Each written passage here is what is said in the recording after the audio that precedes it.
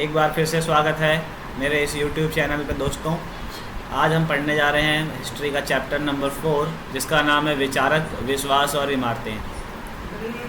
आज हम पढ़ेंगे ईसा पूर्व प्रथम शताब्दी का बारे में। यह एक महत्वपूर्ण काल माना जाता है क्योंकि इस काल के अंदर कई महान हस्तियों का जन्म हुआ है। जैसे प्रथम शताब्दी जो ईस्वी पूर्व था वो हमारे लिए एक महत्वपूर्ण काल बनता है क्योंकि इसमें कई सारे चिंतकों का उदय हुआ था, जैसे बुद्ध, महावीर, प्लेटो, अरस्तु, सुकरात और फ्रांसीसी।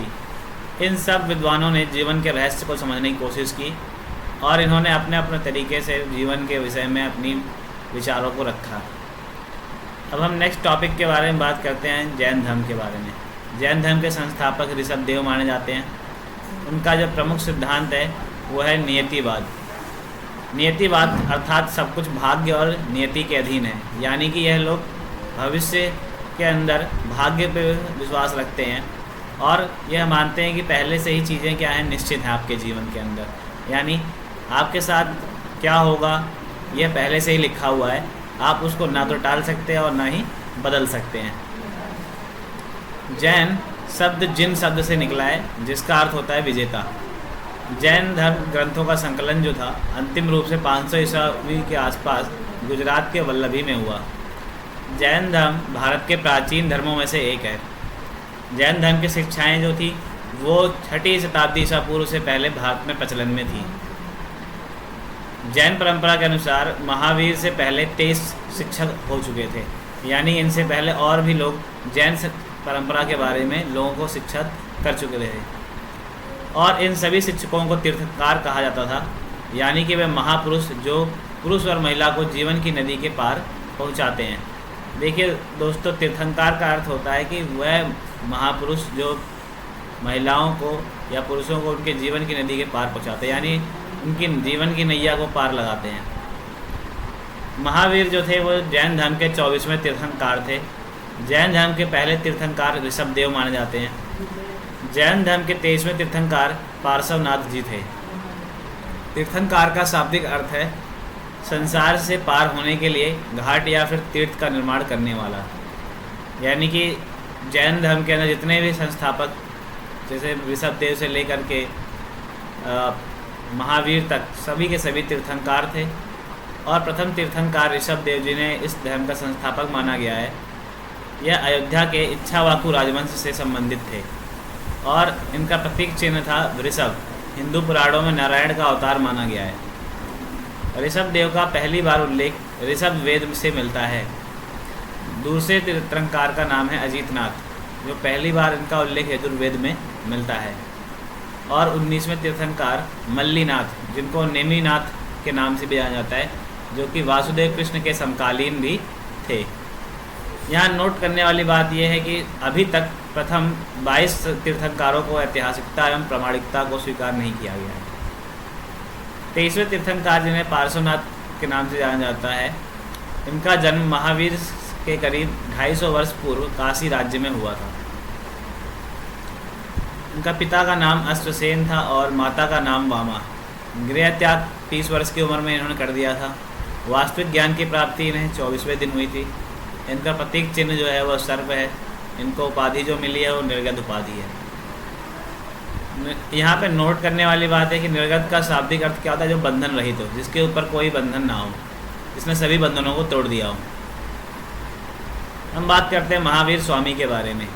महावीर स्वामी जैन धर्म के 24वें तीर्थंकार और अंतिम तीर्थंकार माने जाते हैं और वही इस धर्म के वास्तविक संस्थापक भी माने जाते हैं। इनका जन्म 599 से 540 ईस्वी पूर्व कुंडग्राम, यानी कि जो वज्जी संघ था उस समय, वैशाली गणराज्य में हुआ था।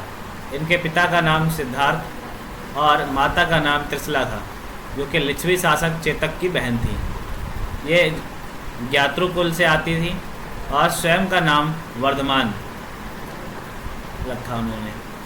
इनकी पुत्री का नाम प्रियदर्शना था, जो कि श्वेतांबर परंपरा के अनुसार है।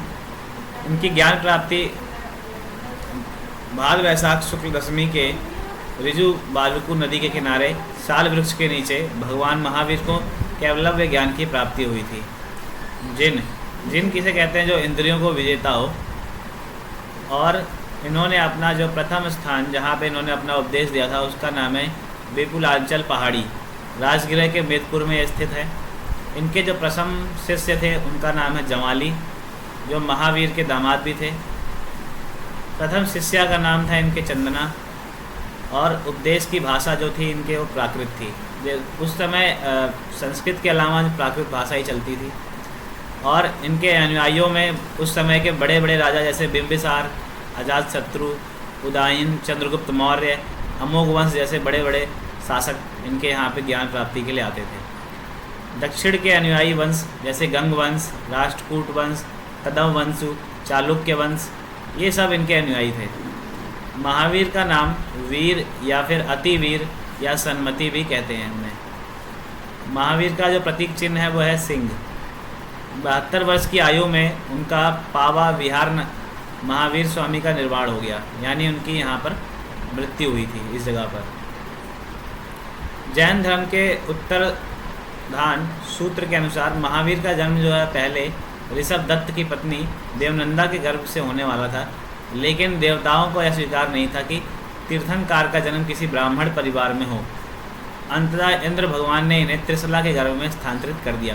दोस्तों ये एक मान्यता है, इसके ऊपर कोई हम विश्वास नहीं किया जा सकता है, क्योंकि यह एक पौराणिक मान्यता है। यहाँ जैन धर्म की शाखाएँ।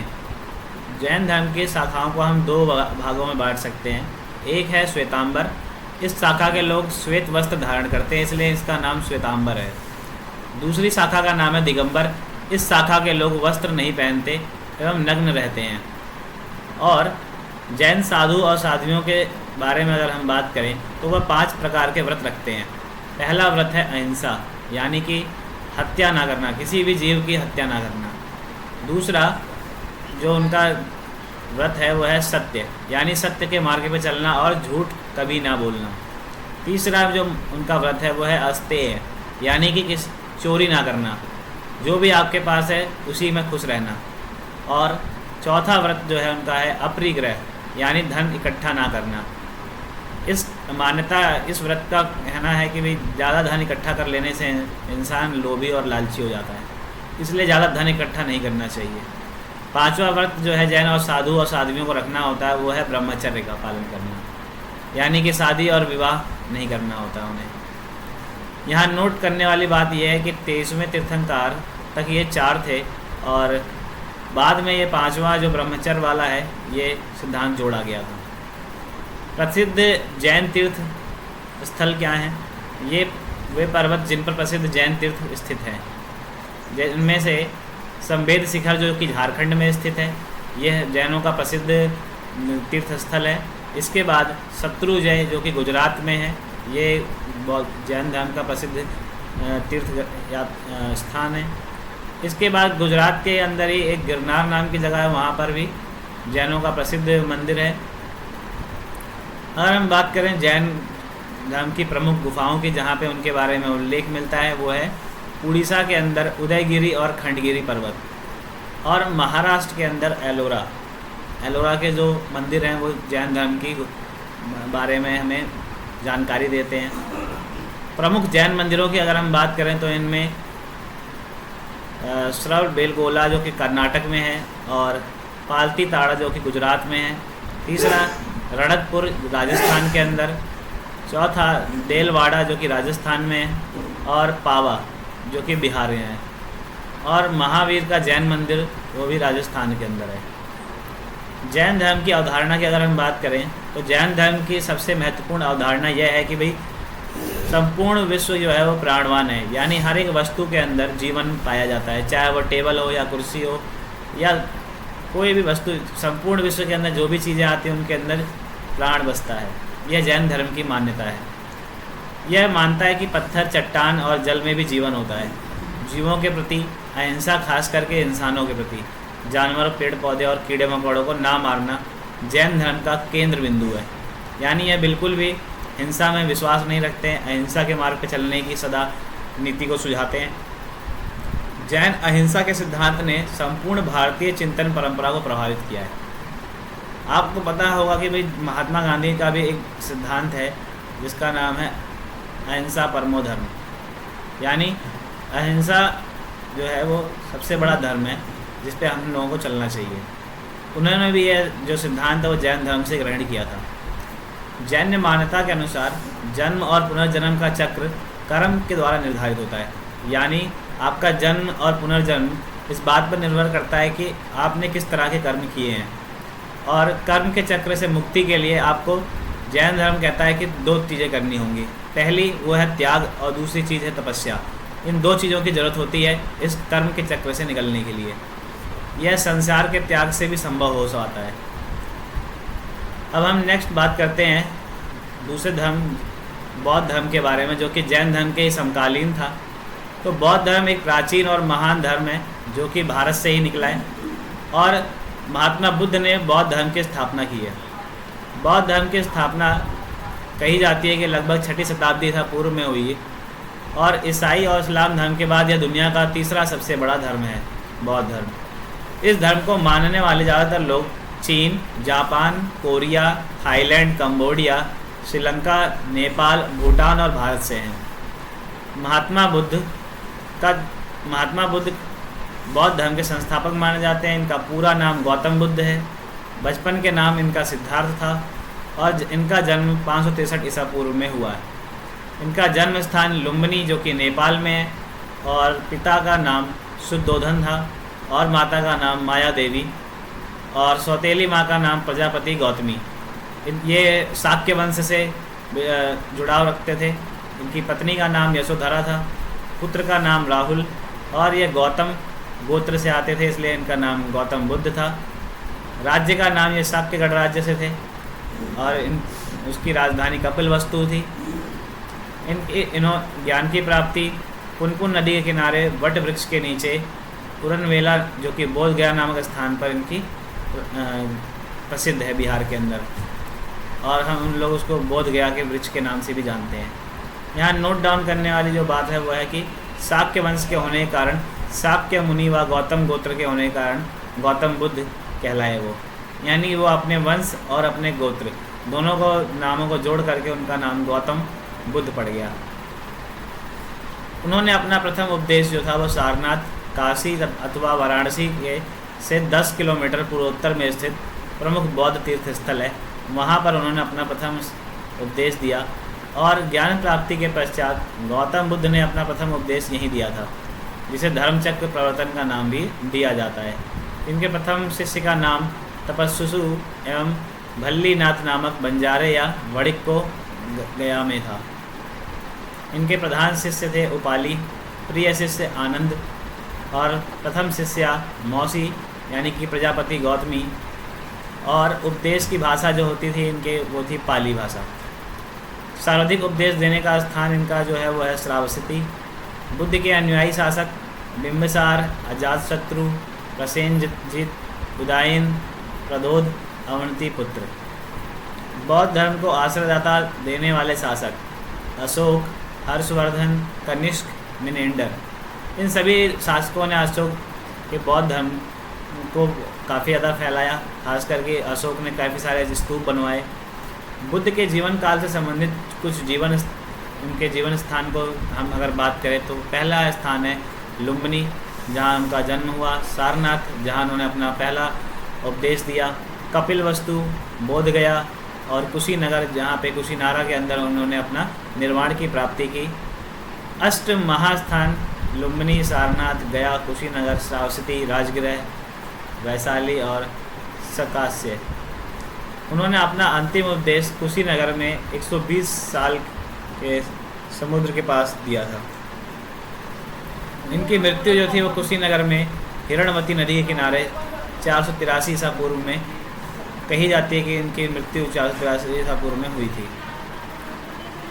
यहाँ नोट करने वाली बात है कि गौतम बुद्ध में मोक्ष को निर्वाण कहा।